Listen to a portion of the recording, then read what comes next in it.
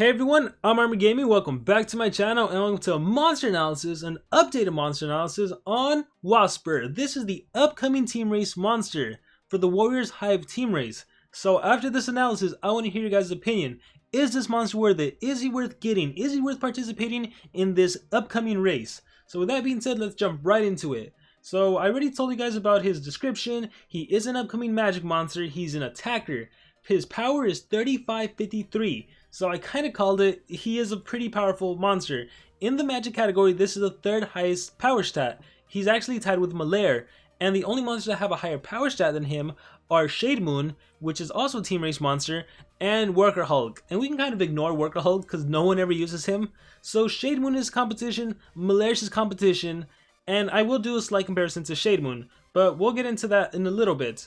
First off, let's talk about his other stats. His life is 38,303, which is one of the higher life stats in the magic category. In terms of ranking, it is the third highest. First up is Jelotron with a life stat of 39,207, then is Shinawa's Bodyguard, 38,906, and then we have this monster with 38,303. After that is Shade Moon. So yes, his power is less than Shade Moon, but his life is higher than Shade Moon by a couple points. Shade Moon has 38,001. And then as for his speed stat, it is quite high.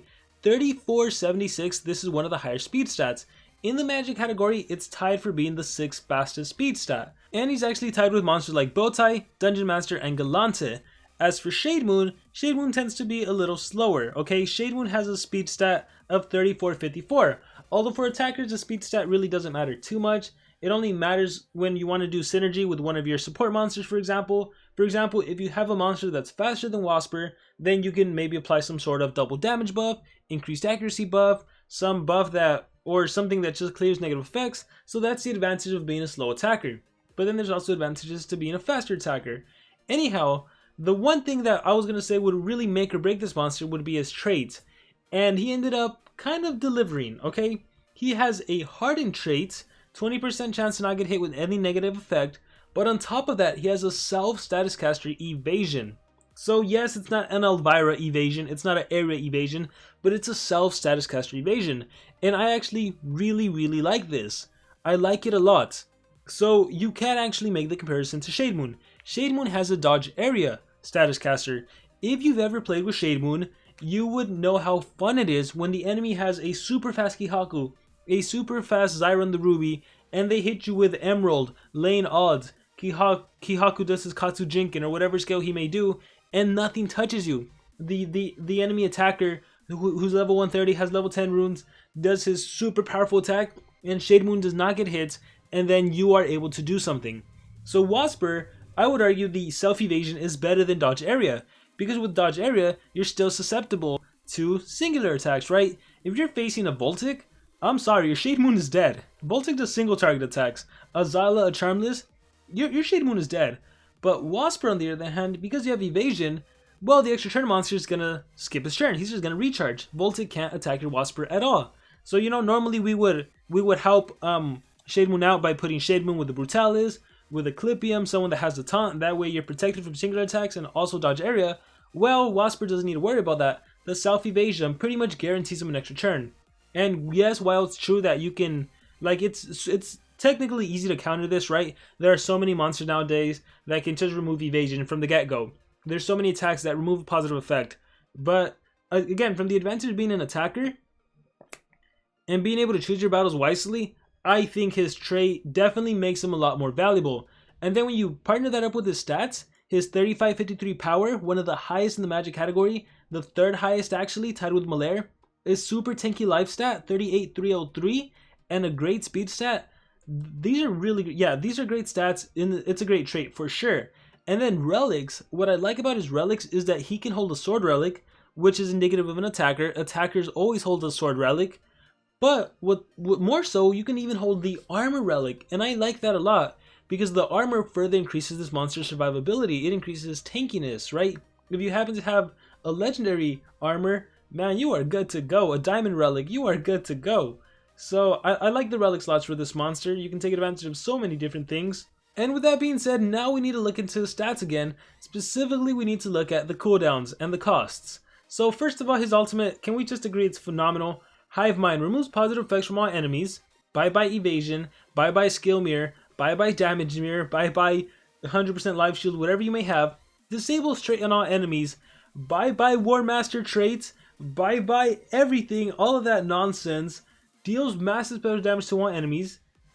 Applies 100% life shield to our allies. This is a crazy good ultimate. No arguments for me here. And that trait disable lasts for 3 turns. So like if you're facing a Warthog, yeah, you can control them if you want. If you're facing a Thalassa, bye bye immunity to freeze. If you're facing a Gortok, bye bye immunity to stun. Hive Mind is just so great. Alright, looking at skills group 1, the one thing we do notice, well, you do have your double damage, it has no cooldown. Irritating Buzz, your singular trait disable, it has no cooldown, and it deals a nice whopping 40 damage for a 25 stamina cost. What I like about all these skills, to be honest, is that if we scroll up to the magic category, is there are a lot of meta cooldown activating monsters. Charizard, for example, can do cooldowns activated. Dungeon Master can do cooldowns activated. A lot of players have Dungeon Master ranked up. So having a monster that has a lot of 0 cooldown skills to utilize, and not even just the magic category, just in general, in every category, there are cooldown activated monsters. You know, Metal has Timerion, has Patient Cyber, a team race monster. Montezuma, another team race monster from the Earth category. There's just so many monsters that can do cooldowns activated. So for you to have a full arsenal of skills to do, that's pretty awesome. On one hand, you can set up for another attack. You can do Strike, which gives you a 33% life shield. You know, I love using Remtar. Remtar, I have a 0 cooldown spammable 33% life shield. Now granted that's for the whole team, it's still nice that you can do this. And again, even though this monster is an attacker, you do hold an armor relic, so this monster is also quite tanky. Irritating Buzz, you can run a spammable trait disable skill. So if you are facing a monster that can activate cooldowns, and your first turn you're protected because of your evasion, but on future turns, the cool thing is that you can still attack with the magic based attack and you can disable the enemy's trait. So I'm liking this a lot. Anything's available to use at your disposal. Acid Spit. Here's the other cool thing. 0 cooldown on your nature-based attack. I wasn't expecting this. I was not expecting this at all. So this came as a very pleasant surprise. And the 55 damage, to be honest, I was expecting like 60 or 65. But given that it's spammable, I like that a lot. So again, if you face a Dungeon Master, you can probably OTK Dungeon Master, to be honest. If Dungeon Master hits you with cooldowns activated, not a problem. As it spits to Dungeon Master's face, Dungeon Master's dead. And if Dungeon Master survives, you're going to poison, which will take away 10% of HP and reduce damage output. But yeah, this is like, against magic monsters, you can treat this as, let's have a 55, 22, 22.5. You can treat this as 77.5 magic against magic-based monsters. Because nature gives you an elemental advantage over magic. So this is super, super powerful. I like that a lot. Sweet Venom. Sweet Venom applies triple damage, applies daze to itself. So, the cool thing is, because you start the battle off with evasion, if you do Sweet Venom, the daze won't land on yourself, if I'm not mistaken. Otherwise, daze will reduce your damage output and accuracy by 25%. So you essentially get a free triple damage. Now, I'm still not the biggest fan of it.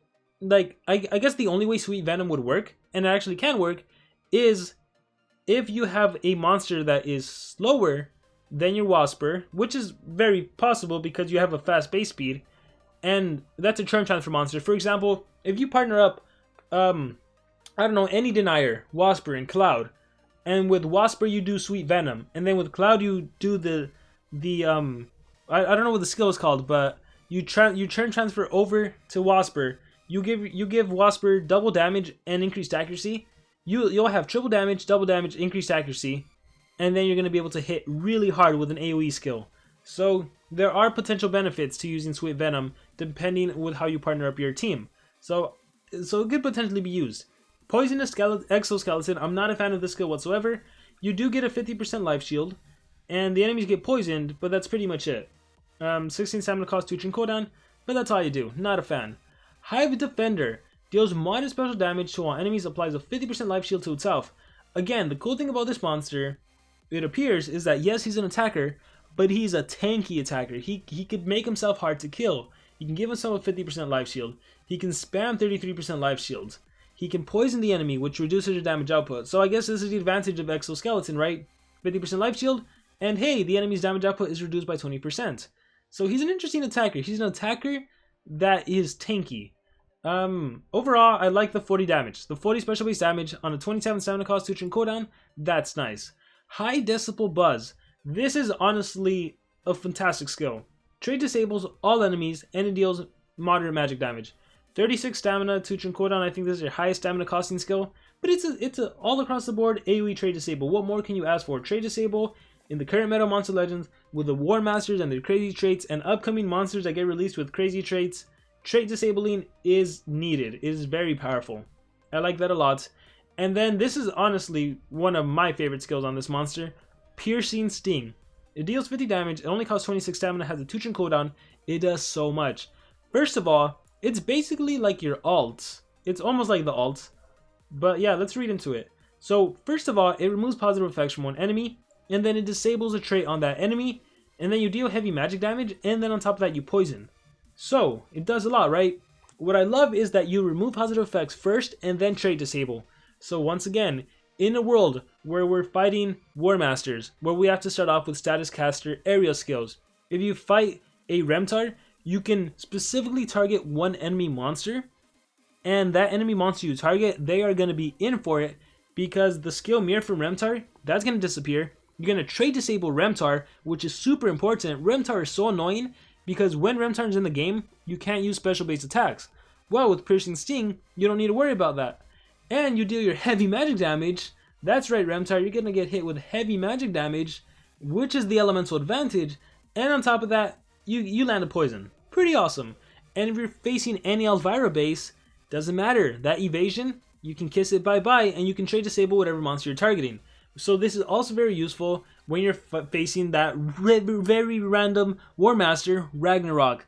Ragnarok, as you know, can do any status caster, and he also has anticipation. So how nice is it that you can trait disable and get rid of that anticipation, which allows you to utilize your extra turn skills. So once again, in a scenario where you have a partner Cloud, you can do Piercing Sting on Ragnarok to get rid of his anticipation trait, and then with Cloud you can turn chance for next turn, and then you're free to do whatever other attack you want. Maybe you can trait disable everyone else, maybe you can just attack. So overall, after looking at this monster, I think still at first glance, his skills, they don't look too amazing, right? But I think now that we've seen his stats and we've seen his skills, I think him having a lot of 0 cooldown skills really saved him. I think that helped him out. I think the fact that he has low stamina costs and low cooldowns also really saved him, and great stats, and I think that trait really saved him. So overall, I'm changing my opinion on this monster. I do think he's actually quite good, because I think I've highlighted enough scenarios where this monster can really shine, right? The fact that he's magic, yeah, he can, the fact that he's a magic and he's going to be a team race monster, he can definitely put up a fight against Remtar bases and other metal bases, right? Doesn't matter if they cooldown activated you, doesn't matter if it's a patient cyber, you have skills that can pack a punch. You know, you can irritating buzz. If you're facing patient cyber and a Flamirion or whatever, you can irritating buzz the Flamirion, which will allow you to deny next turn. Like, you can do quite a good amount of stuff with this monster. So overall, I think I might change my opinion on this monster. I think he could definitely be worth getting. You have a team trait disable. You know, you can honestly, if you wanted to not use a monster as an attacker, you can even run him just for team speed and trait disabling. The Piercing Sting, this is definitely the highlight of his skills. You can do so many things with this skill right here. Remove positive effects, trait disable. That leads to so many combos. Hive Defender is just a powerful attack that grants you a 50% life shield. I mean, how many 50% life shield does he have? Hive Defender, Exoskeleton, and then I guess you have Spam level 33. Yeah, he can be a pretty tough monster to kill. Like, if you run him 2 speed and a single strength, and you're just relying on those shields, he is not going to be taken down easily. Especially when you can also poison the enemy. Gosh. So, yeah, overall, again, the skills, I think at first glance, they really don't seem that fantastic. I think, however, when you do look at the cooldowns and the stamina cost, I think he definitely starts to shine a lot more. So I think that's kind of the thing with seeing him on Saringa, right? Without knowing the cooldowns, without knowing damage output, without knowing stamina cost, without knowing his stats, without knowing his trait, more importantly, I think it's easy to be like, oh, this monster sucks. But after analyzing it on Monster Wiki, I think this monster has some saving graces, and I think he's going to be quite a formidable monster to add to your team, without a doubt. I mean, I can definitely see this monster being a go-to defense monster, if not just for that evasion. When he has evasion, that basically forces your enemy to run a monster that can remove positive effects on offense. But again, with all the team synergies, what if you have a Megaton monster and this monster? Even if your enemy runs a monster that can remove positive effects, they're gonna, like if you have Dunraw and Wasper on defense, unfortunately the enemy has to waste the remove positive effects to remove that Megaton from Dunraw, which allows Wasper to get a guaranteed turn in, right? If you have even a Brutalis, then or even a Clipium, then you have the enemy needs to do a AoE to remove positive effects. But what if you also have Shade Moon on your team, which can dodge area attacks? So, you know, there's so much synergies. I don't know. I think the single evasion also definitely saved this monster. I'm very interested in this monster. I am looking forward to getting him. Regardless if we get him at rank 3 or rank 4, I'm actually kind of excited for this monster. So yeah, guys, this has been my updated analysis on Wasper. But like I said at the beginning of the video, now I want to hear from you guys. Now that you've seen his stats, now that you saw his trait, the single evasion, now that you see his relic slots is a sword and an armor relic, now that you see all of the shields he can give himself, the fact that he can remove positive effects and trait disable, has an AoE trait disable, a 40 damage AoE that also gives him a 50% life shield, which is, I don't think we've ever seen that before, such a powerful AoE that grants a half life shield, that's quite good, and a 0 cooldown nature-based attack, making this monster a threat against metal monsters and a threat against his own element, magic monsters. I want to hear from you guys. What do you guys think about Wasper with all that being said? Okay, give me your thoughts in the comments below. Like honestly, if you're still struggling with Ruby, this monster can probably OTK Ruby, and Ruby won't be able to deny you thanks to your evasion. So yeah, there's definitely some positives to this monster. So once again, give me your thoughts in the comments below. I am really looking forward to hearing your guys' thoughts. Thank you very much, and I will see you all next time.